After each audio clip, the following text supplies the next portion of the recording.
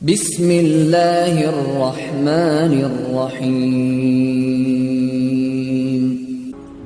ہم جیسے معمولی لوگ ممکن اپنے ذہنوں میں کبھی کبھی یاد آئے کہ اللہ رازق ہے، اللہ خالق ہے، اللہ حکیم ہے، اللہ عالم ہے، اللہ حی ہے، اللہ ممیت ہے، اللہ زندگی دیتا ہے، اللہ موت دیتا ہے۔ ہم لوگ ممکن ہے کبھی کبھی اس سے نکل جائیں، کبھی یاد آئے کبھی یاد نہ آئے، لیکن ایک امام اس کی نگاہوں کے سامنے ہمیشہ ہے کہ خلقت اللہ کے ہاتھ میں ہے، رزق اللہ کے ہاتھ میں ہے، اختیار اللہ کے ہاتھ میں ہے، ملک اللہ کے ہاتھ میں ہے، ملکیت اللہ کے ہاتھ میں ہے۔ لیکن جب غالی آئے گا تو کیا کہے گا؟ وہ اللہ کی تمام صفات جس سے قرآن بھرا پڑا ہے، توجہ کریں، رسول اللہ کے تو قرآن کے ذریعے سے اپنے دین کو سمجھو، اہل بیت کے ذریعے سے، تو جو قرآن کی ساری آیتوں کو بھلا کے کیا کہتے ہیں؟ وہ صفات جو اللہ کی صفات ہیں وہ آ کے چپکانا شروع کر دیتے ہیں اہل بیت کے ساتھ، اور سمجھتے ہیں کہ اہل بیت کے فضائل بیان کریے، اہل بیت پہ ظلم کر رہے ہو اور بدترین ظلم کر رہے ہو، صرف چند لوگوں کو خوش کرنے کے لیے، کچھ جاہل اور نادان قسم کے لوگوں کو خوش کرنے کے لیے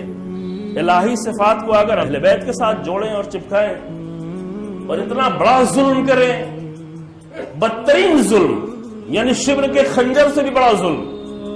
کیونکہ شمر کے خنجر سے گلا کٹ جائے گا، مشن تو نہیں کر سکتا، مشن تو نابود نہیں ہو سکتا، لیکن اگر اہل بیت کے ساتھ الہی صفات لا کے جوڑے جائیں تو اہل بیت کے مشن کو نقصان پہنچایا، اہل بیت کی کوششوں کو نقصان پہنچایا، رسول اللہ کے اور انبیاء کے مشن کو نقصان پہنچایا ہے، یہ کر رہے ہوتے ہیں۔ اور بعض، ہم کہتے ہیں بعض لوگ، اب یہ بعض کی تعداد تھوڑا بڑھتی جا رہی ہے، افسوس یہ ہے، بعض پہلے ایک دو لوگ ہوا کرتے تھے، لیکن آپ لوگوں کے ذوق سماعت نے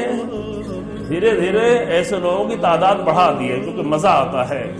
ایسی باتیں سن کے مزہ آتا ہے، جھوٹی باتیں سن کے مزہ آتا ہے، جھوٹی حدیثیں سن کے مزہ آتا ہے، غالیوں کی باتیں سن کے مزہ آتا ہے، جھوٹے مصائب سن کے اچھا لگتا ہے، زیادہ رونا آتا ہے، سچے مصائب پہ تو نہیں رونا آتا، لیکن جھوٹے مصائب پہ بہت زیادہ رونا آتا ہے، چونکہ انسان کو پھر اختیار ہے، جتنا چاہے جو کچھ بول گڑتا چلا جائے اپنے ذہن میں، حتی یہاں تک بھی خیال نہیں رکھتا کہ اس سے توہین ہو رہی ہے، اس تک بھی خیال نہیں رکھتا۔ تو جب یہ مجمع کی بھی حالت، یعنی مجمع کا شعور جب دھیرے دھیرے گرنا شروع ہو جاتا ہے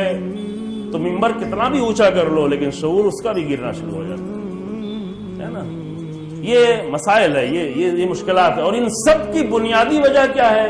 ان سب کی بنیادی وجہ ہے کہ ایمان کا لیول کم ہوا ہے، مشکل ایمان کی ہے، ایمان صحیح طریقے سے نہیں پہچانایا گیا، ایمان کو قرآن سے نہیں پہچانا گیا، ایمان کو حدیثوں سے نہیں پہچانا گیا، ایمان کو اہل بیت کے کلام سے نہیں پہچانا گیا، ایمان کو رسول اللہ کی حدیثوں سے نہیں پہچانا گیا، ایمان کو کس سے پہچانا گیا؟ پروفیشنل قسم کے لوگوں سے۔ تو ظاہر ہے کہ وہ کیسا ایمان بتائیں گے؟ جو اچھا لگے گا وہی بتائیں گے نا،